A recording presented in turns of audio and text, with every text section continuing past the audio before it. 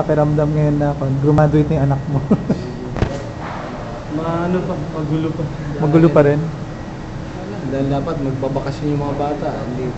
Una, nawala sa honor yung mga anak ko dahil sa kung kailan magpa-finals na sila, saka naman sila halos may halos isang buwan di nakapasok sa school. Hindi nakapasok. So, isa sa mga biktima nitong sistema, yung mga anak ko agad. Ilan ang nawala sa mga honor roll dahil lang dun sa ano yun.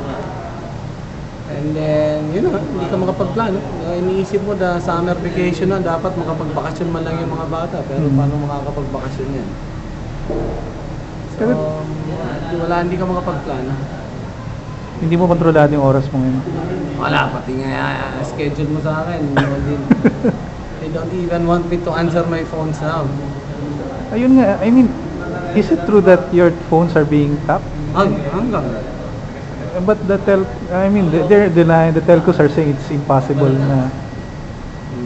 Sa YouTube lang, santambak na lumabas na mga video na mga wiretap conversation namin na God knows kung ilang taon na nilang material siya, panagdugtong-dugtong na nila lahat yan. So, sinong gumagawa nun dun? If I know them, yung military intelligence sa ISAP yun. Sa ISAP? So you're not answering your phones anymore, you're not even texting. Useless eh. Diba? So they're really watching every step that you are making.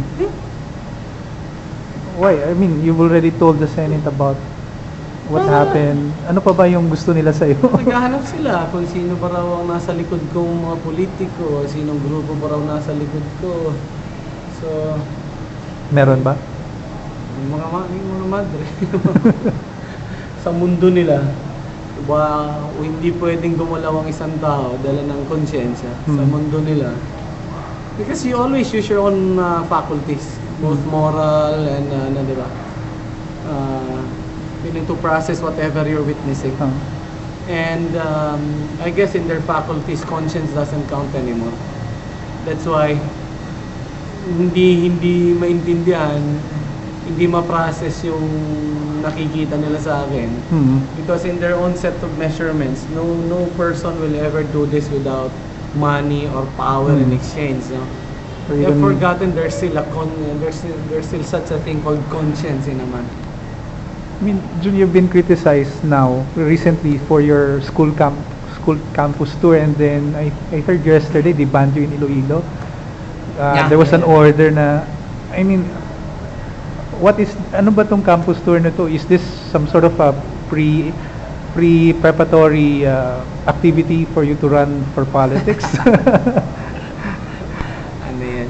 Kasi people would interpret that as pre-campaign or something. Iniimbita nila kami sa pumupunta ako. Kung ikaw, wala kang ginagawa, nakakulong ka lang, maimbita ka na lumabas, anong gagawin? Pupunta ka siya. Punta ka na lang.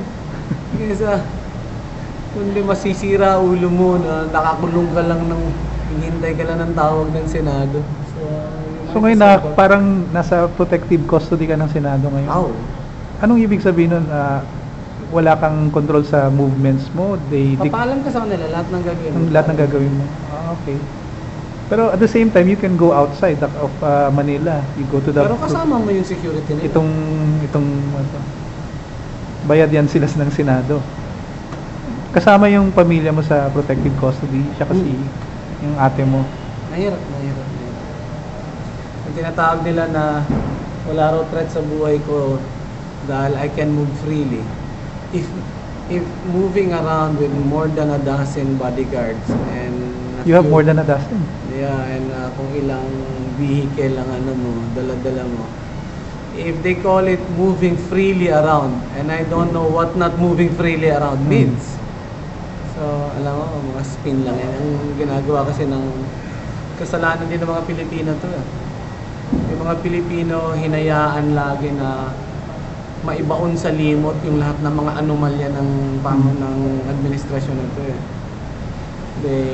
and I've seen the trick. I was part of this government. The style is ibaon yan sa limot, binabaon yan sa limot o ilibing sa limot with more lies na mas marami pang kasinungalingan. And binili ng mga tao yan. Hinayaan nila ng hinayaan sa Hello Garci, yung kina Marlene Esperat, yung pinatay yung kina sa fertilizer scam. Tingin mo, Jun, makakalimutan din ng mga tao to? Itong nangyari. Pag hinayaan nila. Hinintay lang nila na makalimutan ng tao to. Ay, ang style ng administrasyon, kaya lahat ng pulis na sa PSG na involved dun sa pagdukot sa akin ng February 5, hindi nila pinalalabas eh. Para lang sabihin, pahayaan mo na makalimutan ng tao, tabunan natin ng si Luzada, birahin natin, ba't nagka-campus tour, ba't si Luzada, birahin mo, para yung pansin ng tao mapunta kay Luzada, makakalimutan na naman yung pagdukot sa kanya.